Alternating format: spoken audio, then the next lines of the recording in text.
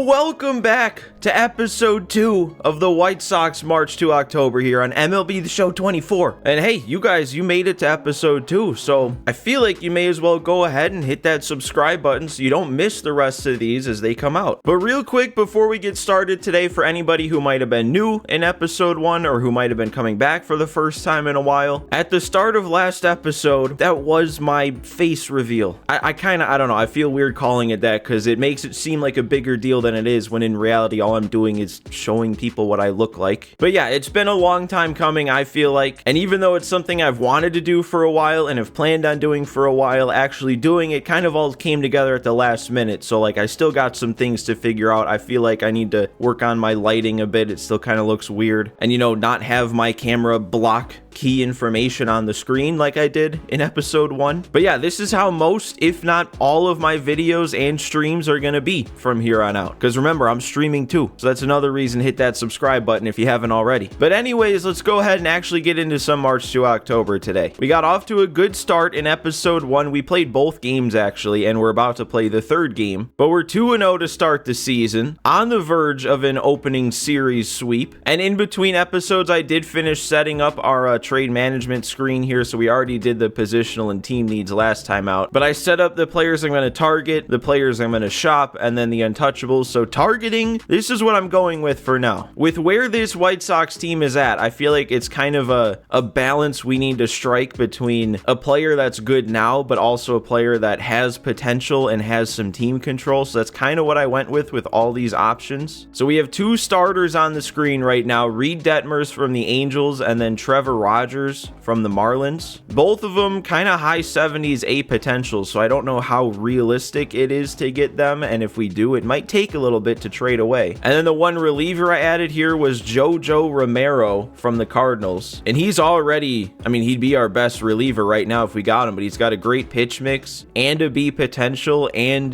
plenty of years left of team control. And then the last position we were targeting was second base, so I went with Ezekiel Duran from the Rangers. Another one I don't know how realistic it is, but I figure they have Marcus Semien, they have Seager, they have Josh Young, so he's kind of like the odd one out here. So if there's anybody they would be willing to get rid of, maybe it's Duran. And then the players I'm shopping to get rid of, again, it's kind of tough to decide who to shop on a team like this, where we both want to be trying to compete this first season as soon as possible, but also make sure, our team is set up down the line. So I did put Jesse Chavez out there. Hopefully he'd come up in a trade early, because if we wait too long, he's going to regress to a point no team's going to want him. And maybe teams don't want him anyway already, who knows. But then the rest are like kind of young, kind of potential players, but they're also not, that great. So Corey Lee, 25 years old, only a 60 overall, but a B potential. So I don't know what kind of value he might have. Gavin Sheets, decent bat against righties, a lot of team control, B potential. And then Colas, a little bit more like Corey Lee with where he's at in his age, his overall and potential. So again, I don't know what I can get for these guys, but it's just a weird balance to try and find, because if I want to try and do whatever I can to compete this season, we can't get rid of our top guys like Dylan Cease, but we're also not a good team, so I don't want to get rid of our top prospects like Colson Montgomery. And that leads me exactly into who our untouchables are. It's Luis Robert, it's Dylan Cease, and it's our top prospect Colson Montgomery. But now with all that taken care of, out of the way, we're ready to go. We're ready to hop into game 3 of the season. We have a 2-1 lead. We've got 3 innings to go, and we got to sweep the division rival Tigers to start the year. Ooh, and it's a rainy day here for game 3. It's the first time I've seen an overcast rainy day so far in this game, and I don't know if it's just me, but like the clouds and everything look kind of good. There's also wind. Am I just like not remembering right, or did they not have wind in March to October for like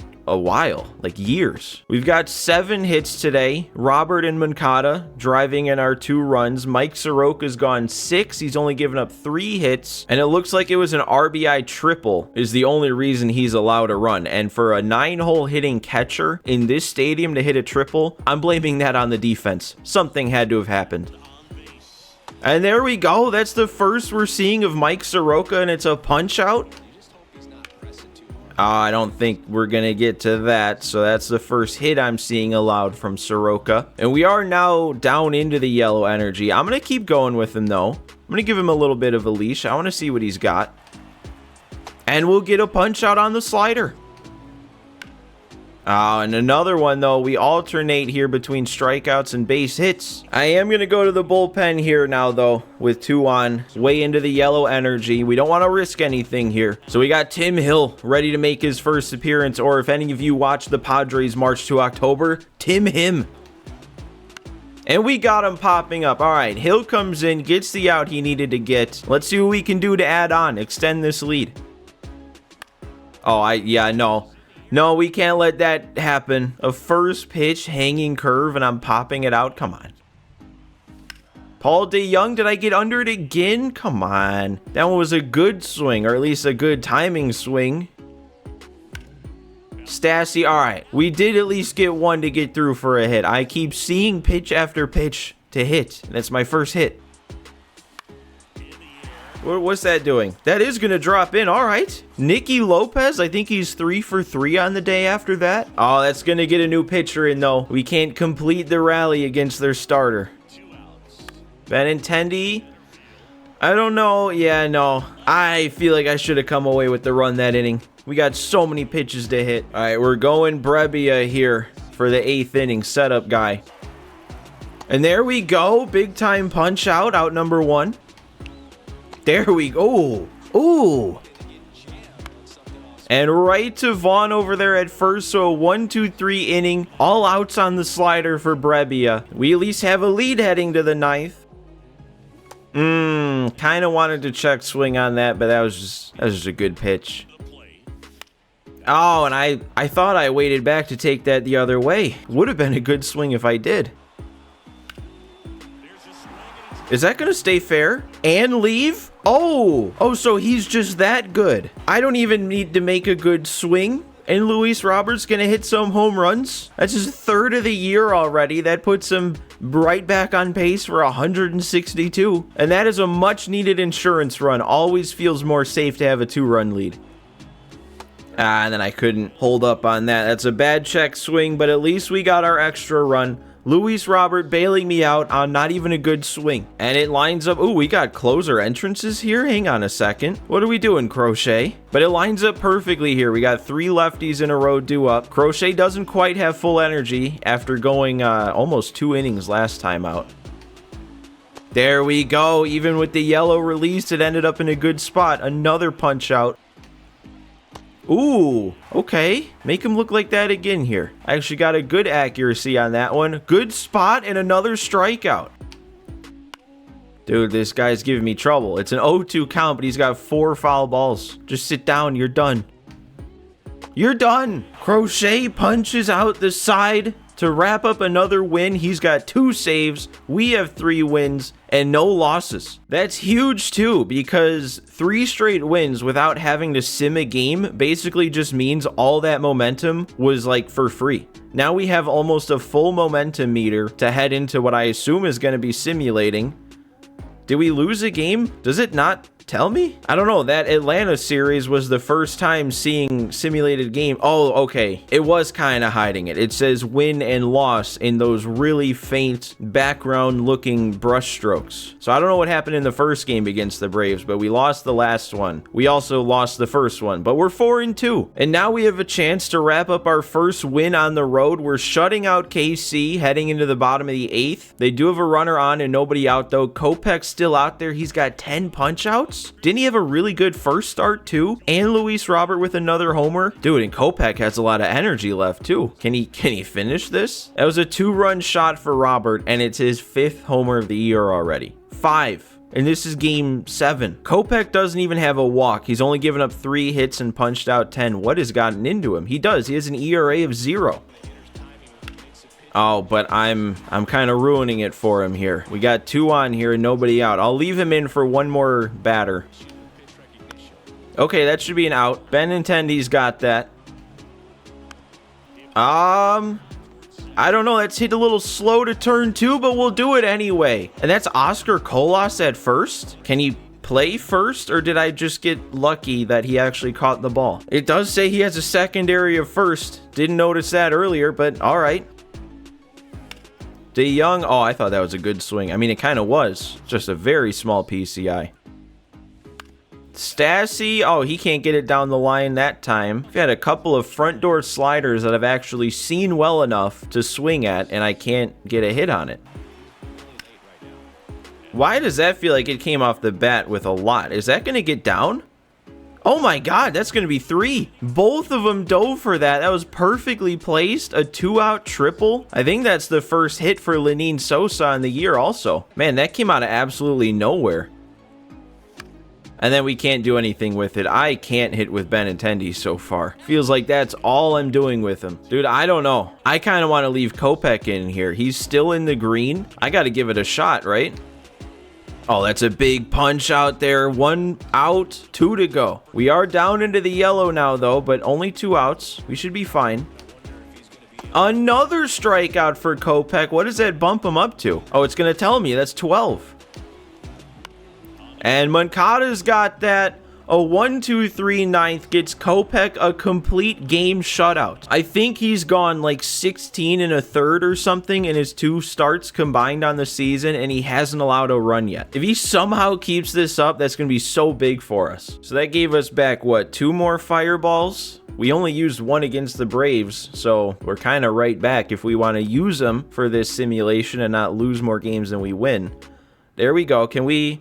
Okay, I was actually gonna say this and I kept forgetting to, but this is a relief. Because when we got through the first couple of games and there was nothing that popped up about scouting, I was kind of worried that they just like took it out of March to October, but we're all good. And this is gonna be a big aspect of March to October this year with how our team is looking and with my plans of playing many seasons of this. We're gonna see some of these guys, especially in this first draft, progress enough to get the call in a couple years time. So we got to make sure we get some good scouts here. We've got $49,000 of, or almost 50,000 really, of budget. And I don't know, going by last year, it didn't really seem like Discovery was all that worth it. So I don't know if they've made changes or anything to that, but I'm gonna continue with the assumption that Discovery's not really worth it. This might be a guy to go for then. Discovery's his lowest. Everything else is above a 90. I think I will. We'll sign Vernon Mantle over our lowest scout right here, and then